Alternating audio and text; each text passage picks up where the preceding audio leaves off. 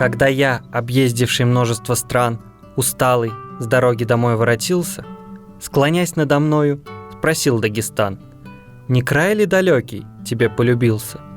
На гору взошел я, и с той высоты, всей грудью вздохнув, Дагестану ответил: «Немало краев повидал я, но ты по-прежнему самый любимый на свете». Эти строчки из стихотворения дагестанского поэта Расула Гамзатова «Мой Дагестан» как нельзя точно описывают и мои чувства. Я скучаю по Дагестану, хотя и был там всего однажды. Но зато как! 4 месяца я путешествовал по этой прекрасной республике и чего только здесь не видел.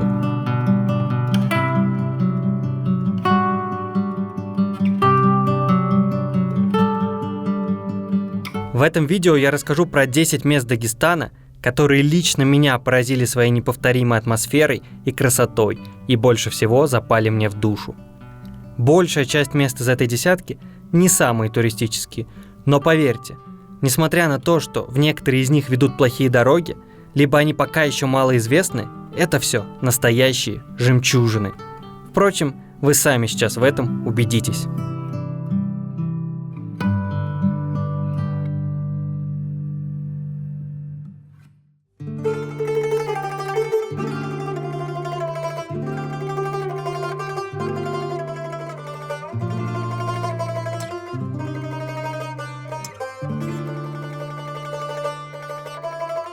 Заброшенное село Старый Гоор в Шамильском районе – самая посещаемая туристами локация из моего списка.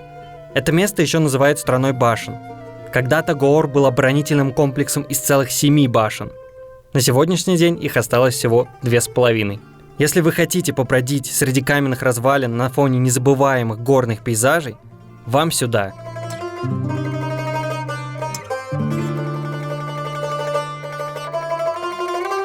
Это калитка в никуда.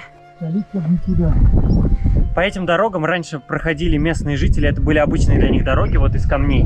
И по ним они приходили сюда и гнали скот вон на те пастбища. Вот такая была у них жизнь, а сейчас уже Старый Гоор заброшенный. И все же я считаю главной фишкой Старого Гоора не башни, а именно расположение. Старый Гоор стоит на вершине одной из гор Шамильского района, прямо на краю пропасти, возвышаясь над окрестностями на сотни метров.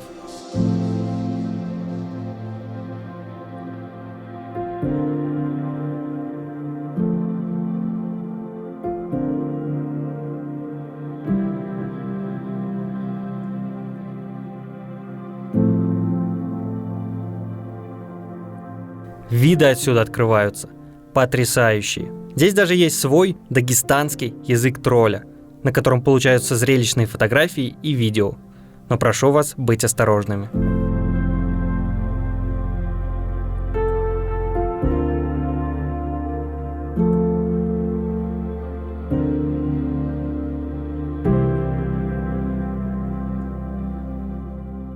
Только осторожно, дружок.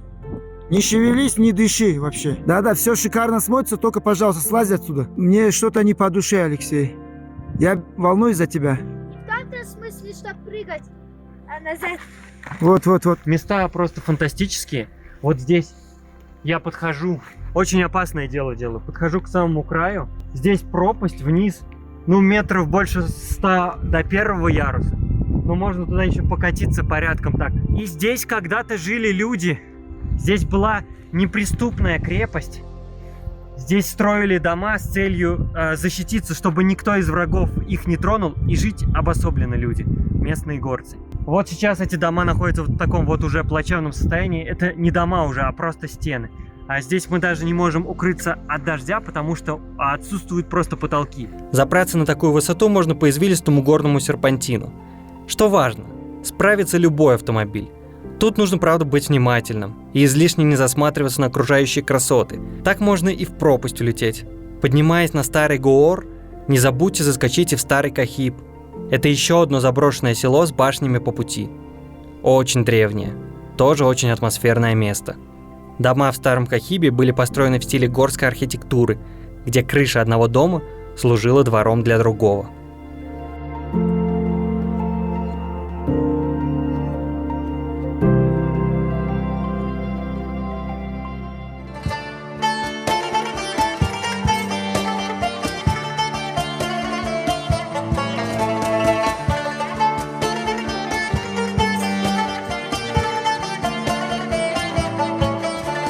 Это Куруш, Докуспаринский район Дагестана. Наверняка вы слышали о том, что Куруш – самое высокогорное село Европы. Высота этого села над уровнем моря – 2560 метров. А еще это самый южный населенный пункт Дагестана и России. Южнее только горы. Например, Бузурдюзю – самая высокая гора в Дагестане – 4466 метров. Эта вершина отлично видна с села Куруш, как и другие несколько гигантов Кавказа, собравшиеся в одном месте вокруг села. Шалбуздак – 4142 метра, мощная стена Ерыдага – 3925 метров, Рагдан – 4020 метров, Чарундак – 4080 метров. Куруш находится на краю пропасти. В Дагестане, как вы уже поняли, это не редкость. А внизу расположены суровые широкие долины реки Сухчай и ее притоков. Все это вместе, сочетание гигантских гор вокруг и эпичные долины внизу, стало основной причиной для включения Куруша в мой топ-10. А другой причиной стало непередаваемое чувство, даже не понимаю, как его описать. Простора? Ну, не совсем. Свободы? Ну, почти. В общем, здесь круто. Приезжайте и проверьте.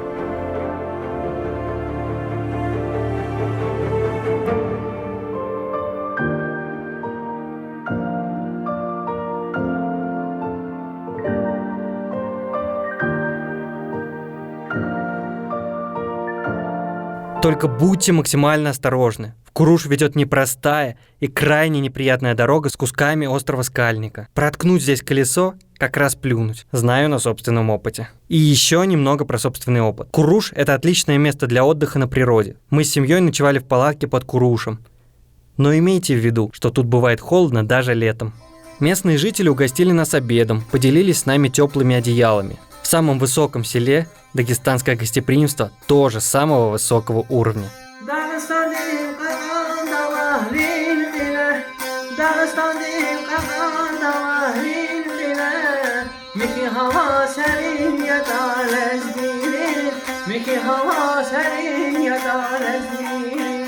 В советское время жители села переселяли в Хасавюртовский район, и теперь в Дагестане сразу два Куруша. Не перепутайте, один высокогорный, а второй вообще не в горах. В старом Куруше, то есть именно в том, о котором я рассказываю, тогда осталось только 15 семей, наотрез отказавшихся уезжать и сохранивших в итоге старое село. В Куруше и по сей день занимаются животноводством, а часть жителей работают пограничниками, так как само село находится в приграничной зоне. И это важный момент, который нужно знать, если захотите сюда отправиться. Наличие пропусков в приграничную зону тут выборочно проверяют, и в их отсутствие можно попасть на штраф. Оформить пропуск в приграничную зону можно через госуслуги. Вот так он выглядит.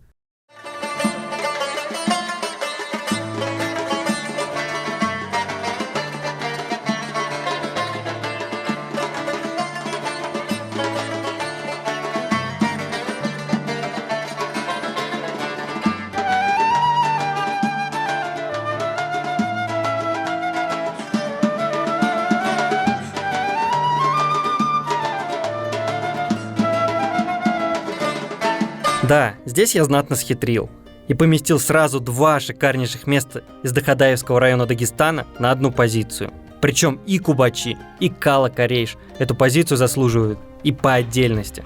Кубачи – это вообще одно из самых колоритных сел Дагестана.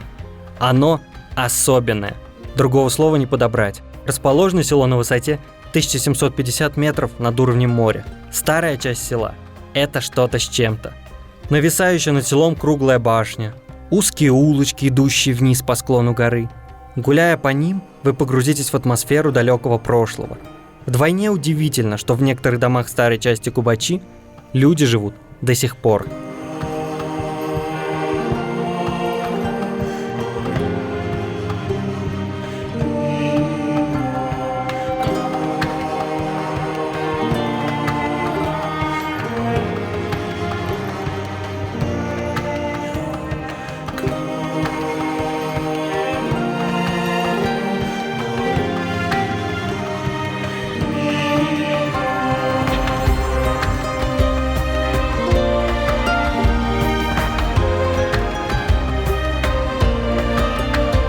На что обратил внимание?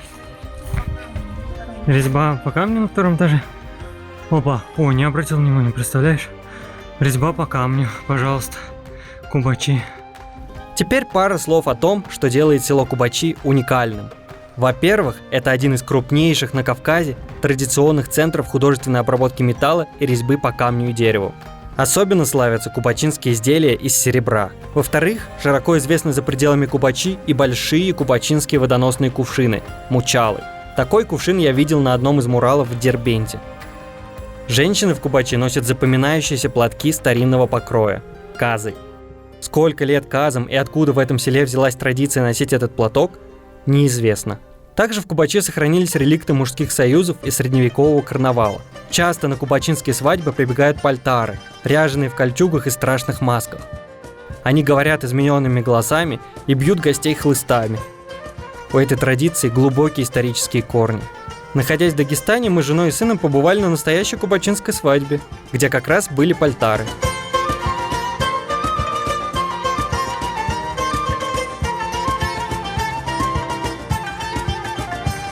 О Кубачи можно говорить очень долго. Это село достойно отдельного видеоролика. Более самобытного села в Дагестане не найти. Не случайно кубачинцы, несмотря на языковую близость к даргинцам, считают себя целым отдельным народом, сочетая бережное отношение к традициям с открытостью современным веянием. Давай.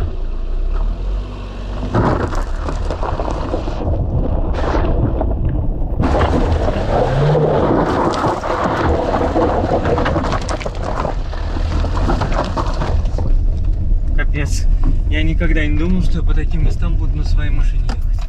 Буквально в нескольких километрах от села Кубачи находится заброшенное село Кала-Карейш. Вообще, наиболее известное заброшенное село Дагестана – это Гамсутль. Наверняка вы его знаете по соцсетям или даже уже успели побывать там. Вот так выглядит Гамсутль. И обычно за атмосферой села-призрака туристы отправляются туда. Но, как по мне, именно то, что Гамсутль стал популярным в последние годы, в значительной степени лишает его той атмосферы загадочности, которая точно еще остается здесь, в Кала-Карейше. Поэтому Гамсутля в моей десятке нет, а Кала-Карейш есть. И Кала-Карейш, несомненно, этого достоин.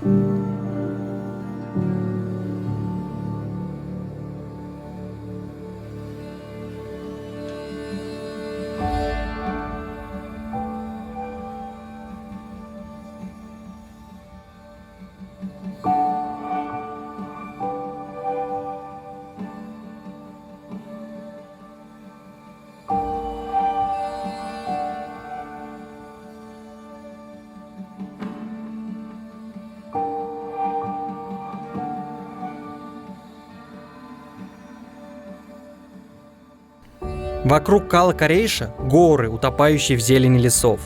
И сам Кала-Карейш тоже находится среди лесов на вершине горы. Дорога снизу с места стоянки до села Кала-Карейш занимает около получаса. Все это время вы будете плавно подниматься вверх по лесной тропинке. Кала-Карейш прекрасен не только своим расположением, а атмосфера здесь создается не только разрушенностью домов, но и тем, что Кала-Карейш очень древний.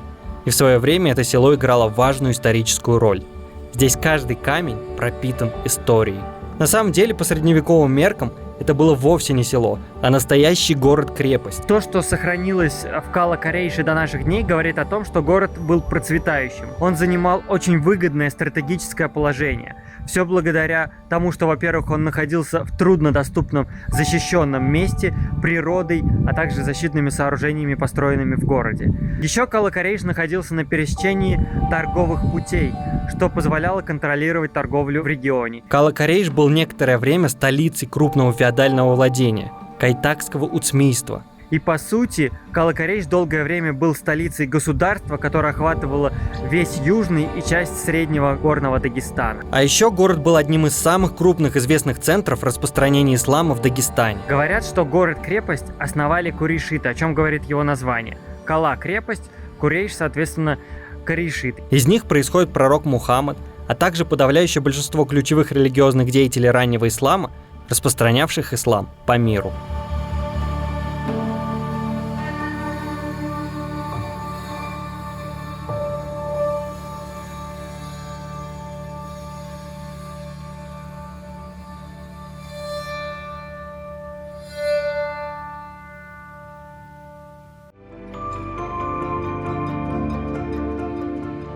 Есть в Чародинском районе Дагестана один водопад. И не просто водопад, а, на мой взгляд, самый красивый в Дагестане водопад. Его название Черхалю, также его называют Чвахила. Это мощь.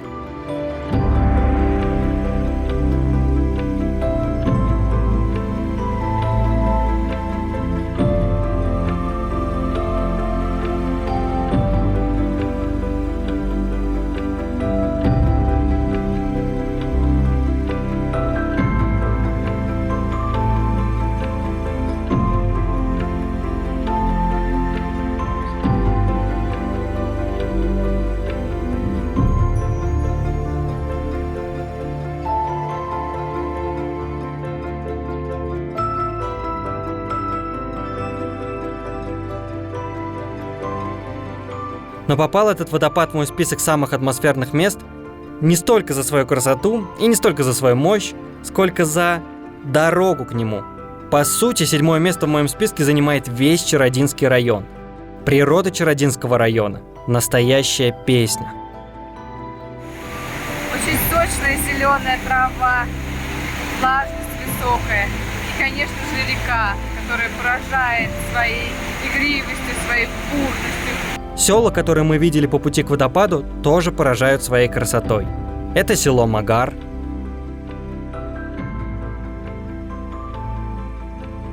а это село Хурух, это село Ирип, а это Кутих. Водопад Черхалю находится в глубине гор, недалеко от села Ретляп, почти в самой южной части Чародинского района. Путь к нему от Гуниба занимает около 2 часов. Мы отправились туда всей семьей, и все это время наши глаза наслаждались великолепием природы. Дорогу к водопаду осилят лишь внедорожники. Хотя я ехал туда на обычном седане. Но я где на нем только не ездил, и до, и после поездки в Чародинский район. И уже в шутку называю наш Датсун внедорожником.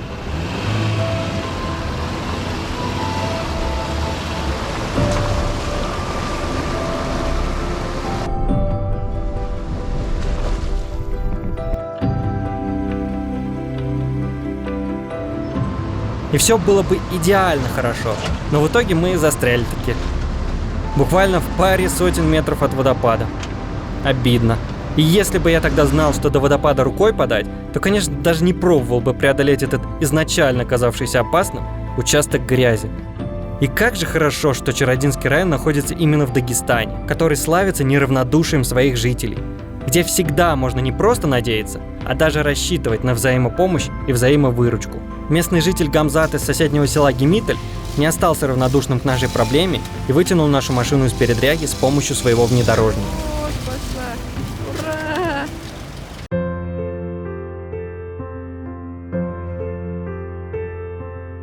Рутульский район Дагестана не туристический. Он один из самых удаленных от Махачкалы районов Дагестана. Однако я уверенно могу назвать его при этом одним из самых красивых. Вот, например, потрясающая Цахурская долина. Только посмотрите, какие здесь села.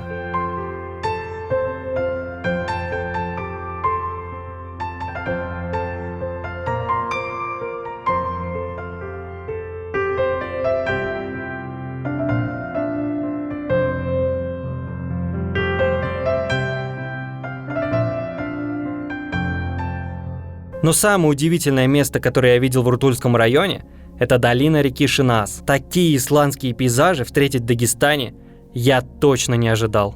Доехать сюда можно, но только осторожно, на практически любой машине. Дорога приведет вас вот к этому древнему селу. Проходя мимо развалин домов, которые летом активно используются местными чабанами, вы даже представить не сможете, насколько древнее это село. Возраст села Уна, по данным археологических исследований, может достигать аж 7000 лет. Раньше, в старые времена, он находился на возвышенности. Остались остатки мечети, красный камень наверху. Это раньше была там мечеть. Сейчас дома перевести уже вниз, все постройки почти все разрушены. Также здесь найдена единственная на территории Дагестана штольня, где добывалась медь.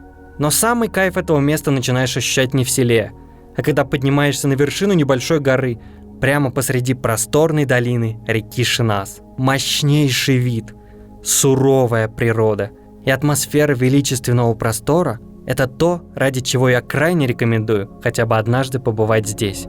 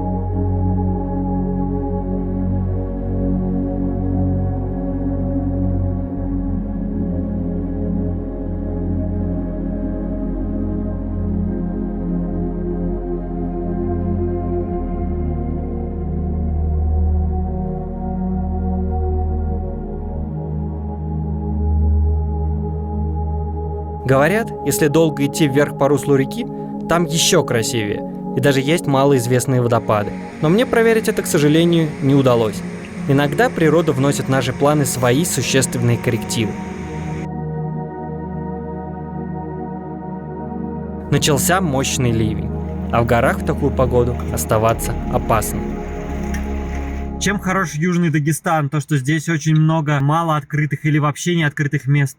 То есть вы вообще можете стать первооткрывателем, если поедете по той дороге, по которой обычно не ездят туристы, и повернете куда-нибудь, ну, туда вот куда-нибудь. Вы можете наткнуться на такие виды бомбические, что вы потом будете просто это вспоминать многие годы. Южный Дагестан хорош тем, что он не познан. А перед тем, как посмотреть оставшиеся 5 самых атмосферных мест Дагестана, обязательно подпишитесь на мой канал и включайте все уведомления, нажав на колокольчик. Это для того, чтобы не пропустить выход большого фильма про Дагестан, над которым я работаю прямо сейчас. В нем будет еще больше красоты природы, а также я расскажу о ремеслах, религии и жизни в городах и горных селах Дагестана.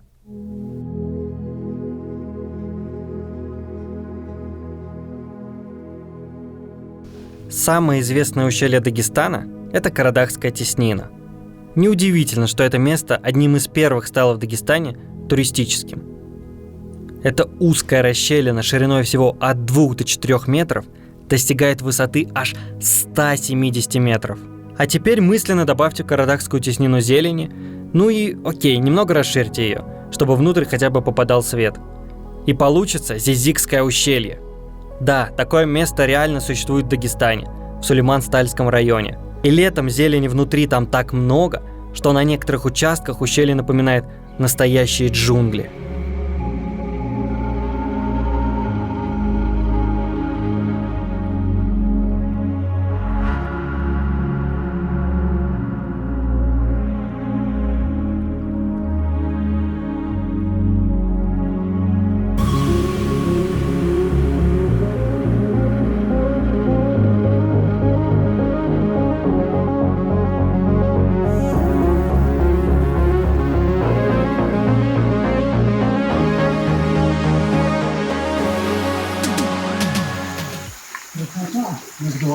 Тут я попал в самые настоящие джунгли, тут просто деревья наш путь окружают.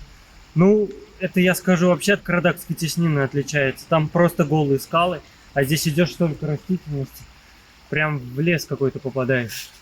И вот над нами там скала нависает. А еще именно в Зизикском ущелье меня постигла большая неприятность. Надо констатировать факт, я потерял свой дрон вместе со всеми кадрами. Пытаясь заснять сверху это ущелье. Да, я потерял здесь дрон. Это стало большим ударом для меня в тот момент.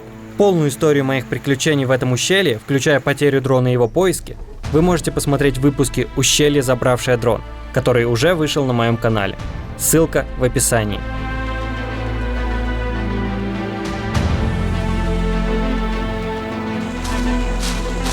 Нашли?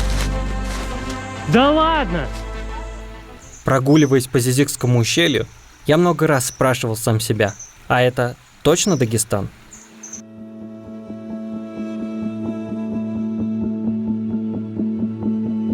Сулакский каньон в Дагестане самый глубокий в Европе. Его глубина 1920 метров. Просто вдумайтесь в эту цифру. Это же почти 2 километра глубины. В Википедии написано, что Сулакский каньон расположен недалеко от поселка Дубки в Казбековском районе. И большая часть туров по Дагестану проводится именно с заездом в Дубки. Но мало кто знает, что самая глубокая и самая впечатляющая часть Сулакского каньона, те самые 1920 метров глубины, расположена совсем в другом месте, недалеко от села Верхний Каранай. Это даже район другой, и туда ведет совсем другая дорога. Эта часть каньона намного менее посещаема, а зря. Вот где реальный масштаб.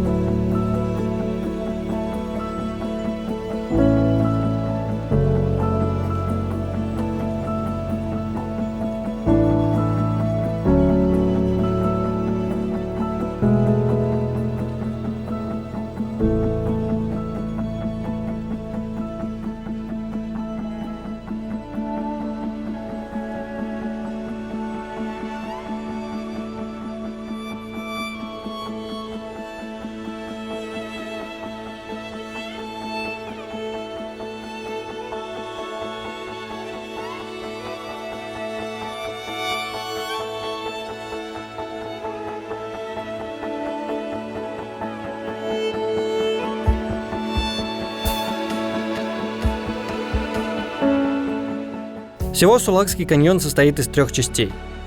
Мятлинский каньон, Черкейский каньон и Большой Сулакский каньон. И расположен он на территории сразу 5 районов – Кизилюртовского, Казбековского, Буйнакского, Гумбетовского и Унцукульского районов.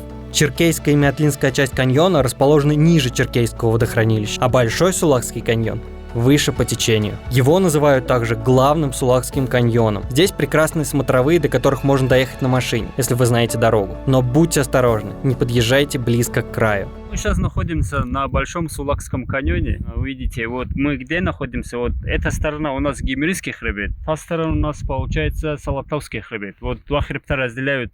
Это великолепный каньон. Вот начало Большого каньона здесь у нас.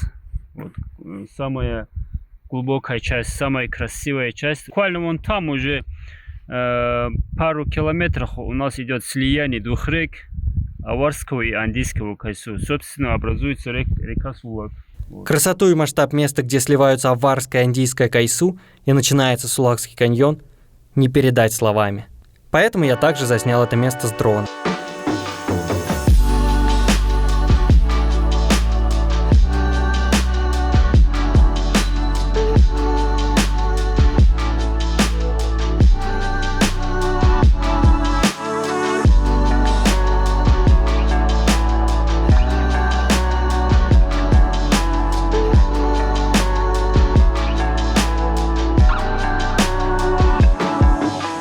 Увидеть эту локацию сверху можно с пика Гагарин. Это высшая точка Гимринского хребта. А внизу, прямо по краю рек вместе слияния, проходит дорога из Махачкалы в Ботлих.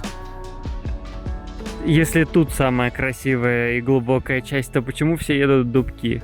Ну, там, как сказать, там инфраструктура чуть развита, да, там подход, там трасса, да, можно приехать без проблем. А здесь, конечно, здесь чуть-чуть такого с дорогами чуть плоховатые дороги, да. Я не сказал, что плоховатые тоже, но можно доехать без проблем. Да, по сравнению Да. с Юждагом, где я ездил, тут магистраль До просто. Верхнего Караная, в принципе, можно доехать без проблем. Разница в масштабах Черкейского Сулакского каньона в Дубках и Большого Сулакского каньона в Верхнем Каранае видна невооруженным глазом. После Большого Сулакского каньона каньон в Дубках воспринимается как маленький. Если сравнить параметры этих частей каньона по Google картам, а не по ощущениям, то и здесь разница впечатляет. Глубина каньона близ поселка Дубки от 500 до 1000 метров, а глубина каньона близ Верхнего Караная от 1100 до 1900 метров. Ширина реки Сулак близ поселка Дубки от 20 до 100 метров, а ширина реки Сулак вблизи Верхнего Караная от 200 до 600 метров. Масштаб на этих картах одинаковый и одинаково изменяется. Просто сравните.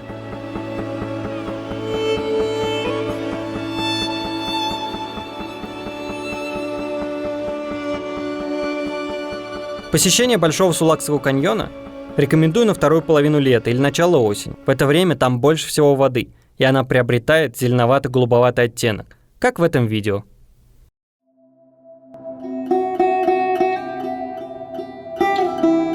Как вы уже поняли из этого видео, я успел побывать во многих уголках Дагестана. И могу сказать уверенно, гора Маяк – это топовое место. Оно реально одно из лучших в Дагестане.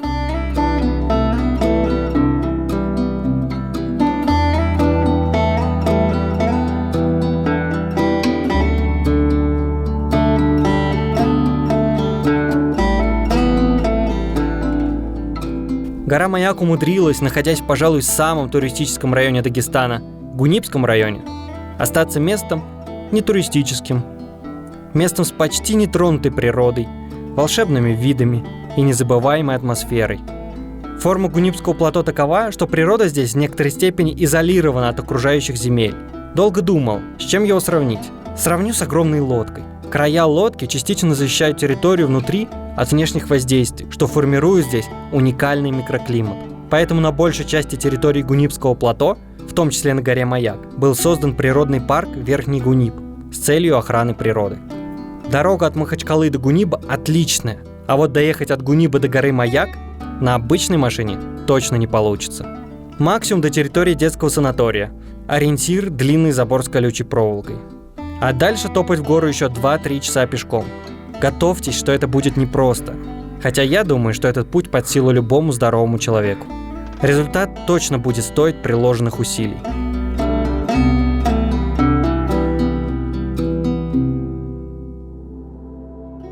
По пути вы встретите все разнообразие природы, которое только можно встретить на дагестанских плато.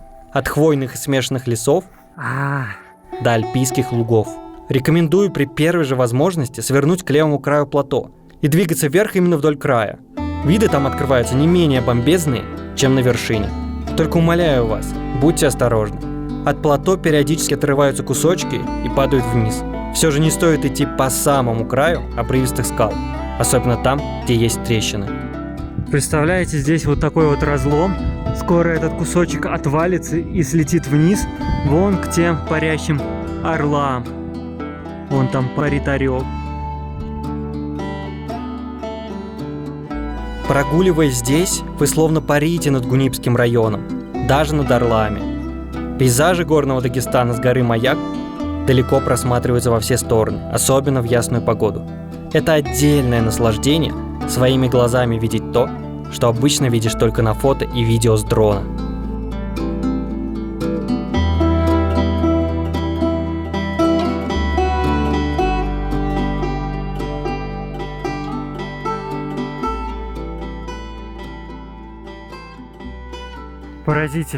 Поразительный воздух.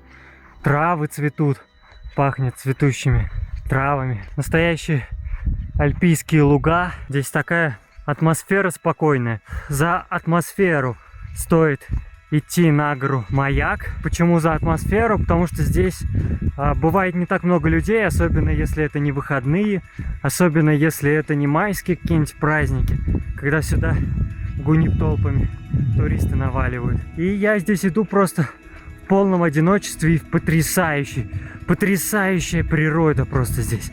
Потрясающие виды, потрясающий воздух. Я даже телефоном потрясаю. С вершины горы Маяк, а ее высота 2352 метра над уровнем моря, открывается один из лучших видов на интересное по форме плато Тлелемиэр. Оно больше известно под другим названием – Седло-гора.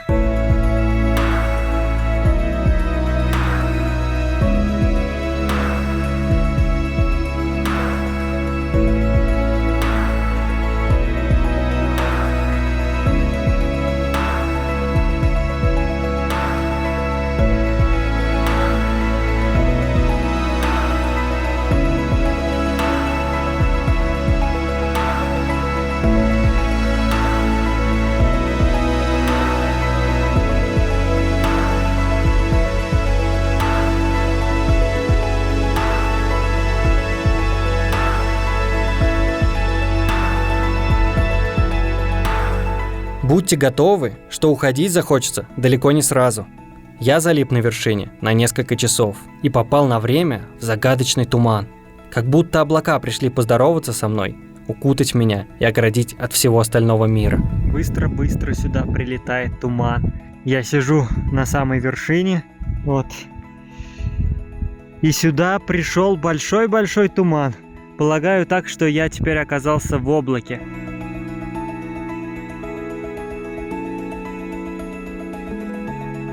А какой красивый я встретил закат. Вау! Облака оказались ниже, они немного подразошлись, и я оказался не просто в облаке, я оказался над облаком. И вид просто очуметь какой нереальный. Вау, вот это да! Желаю вам когда-нибудь побывать здесь.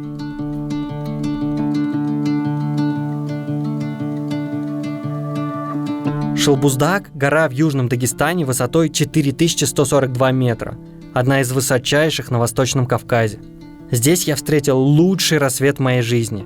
Прошло с того момента уже больше года, но реально, пока ни один рассвет не произошел тот, который я наблюдал с Шалбуздага.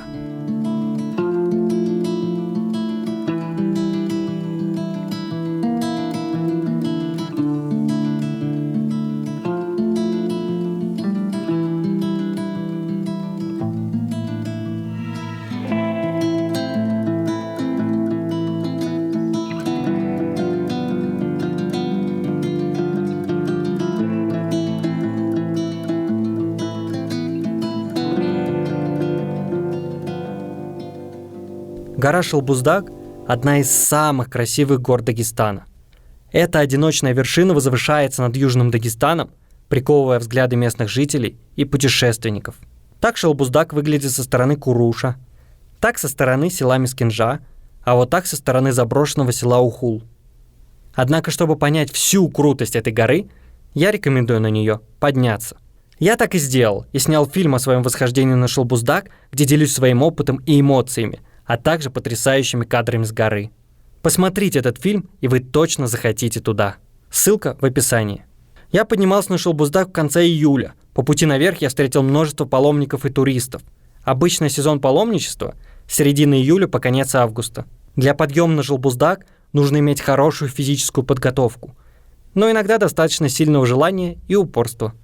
Подъем на Шалбуздаг обычно состоит из 3 этапов.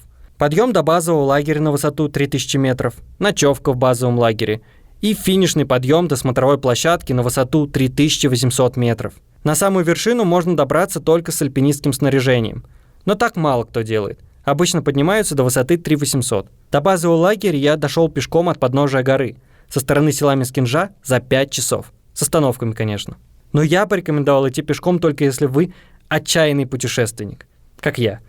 Легче доехать до лагеря на специальном транспорте. В сезон паломничества в базовом лагере работает бесплатная столовая. Бесплатно она за счет пожертвований. Вы также можете их нести. Плюс в это время в базовом лагере можно переночевать на матрасе с мягкой подушкой и под одеялом. Не забывайте о горной болезни, которая может начаться на таких высотах.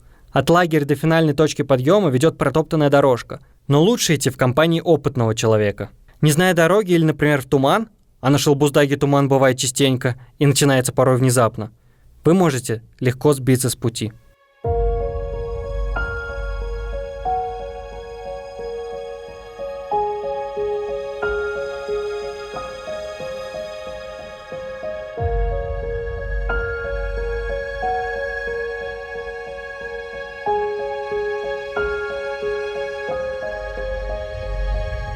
Марсианские пейзажи, незабываемый рассвет в горах, одеяло из облаков.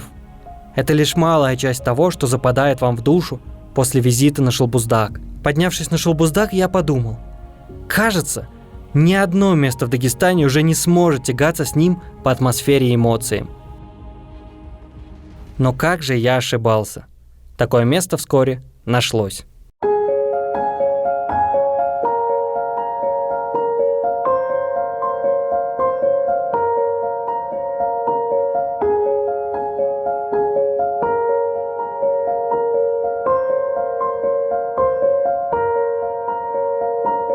Долина реки Баараор.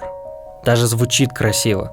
Эта долина находится в Тлератинском районе, на территории Тлератинского заказника, а это одно из немногих мест Кавказа, где удалось сохранить практически нетронутой уникальную природу высокогорья.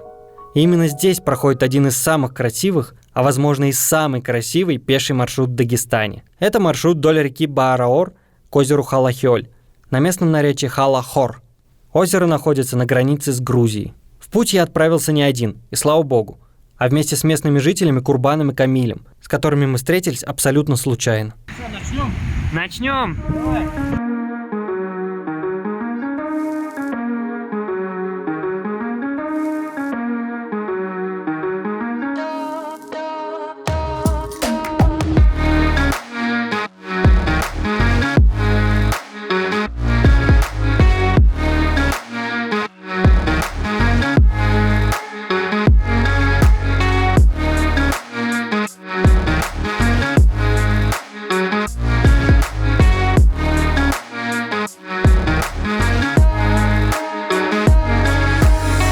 Название реки Баараор переводится как «Красная река».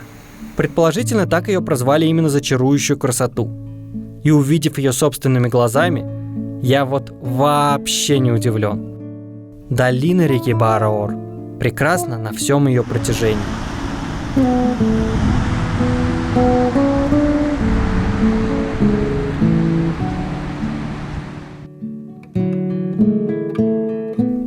Вот так выглядит долина у самого устья, в том месте, где река Баараор впадает в реку Джурмут. А дальше река вот такая. И еще вот. А вот какая она в самом конце. Вернее, в начале, практически у самого истока. Очень живописная и сама тропа. Она вела нас вперед вдоль реки, перепрыгивая с одного берега на другой и обратно по деревянным мостикам. Эти мостики гармонично вписываются в окружающий ландшафт. Их регулярно смывает могучей горной рекой во время сильных ливней, а жители соседних сел регулярно возводят их заново. Общая длина тропы от устья Баараора до озера Халахёль чуть больше 16 километров. Казалось бы, немного, но рельеф местности непростой.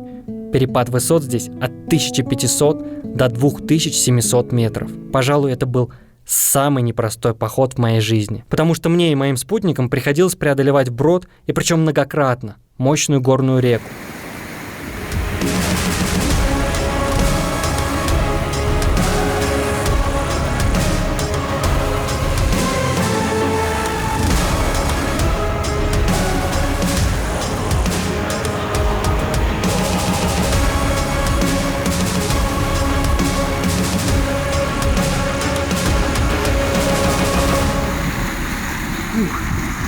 Сложновато, конечно, так ходить. И ноги прям аж горят они после такой воды. Я в очередной раз терял и находил свой дрон и устал так, как никогда в жизни не уставал. Но при этом я познакомился с хорошими людьми, навсегда влюбился в эти места и снял об этом фильм, который уже набрал на ютубе больше 1 миллиона просмотров. Обязательно посмотрите этот фильм. В нем вы и красотами полюбуетесь, и экшеном насладитесь, а еще увидите Дагестан таким, каким вы его еще точно не видели. Ссылка, конечно же, в описании.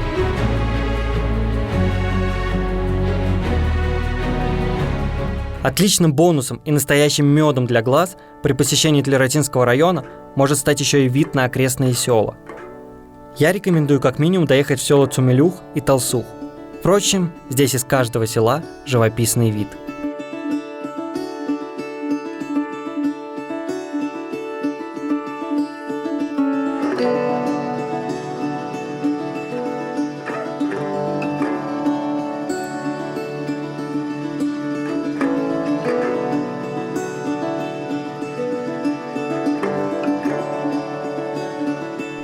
Ну как, понравилось? Поделитесь ссылкой на это видео со своими знакомыми и друзьями, чтобы как можно больше людей узнали о том, как красив Дагестан. Я уверен, что даже многие жители Дагестана, посмотрев этот ролик, будут удивлены. Конечно же, в Дагестане еще есть множество мест, которые не меньше, чем эти 10, заслуживают попадания в список самых-самых. В мою десятку вошли только те места, в которых я имел счастье побывать лично. А ведь я был далеко не везде. Хотя и много где. Пишите в комментариях названия тех мест, которые вы бы добавили в этот список. Не забудьте указать район. До новых встреч на канале В Путь Нап.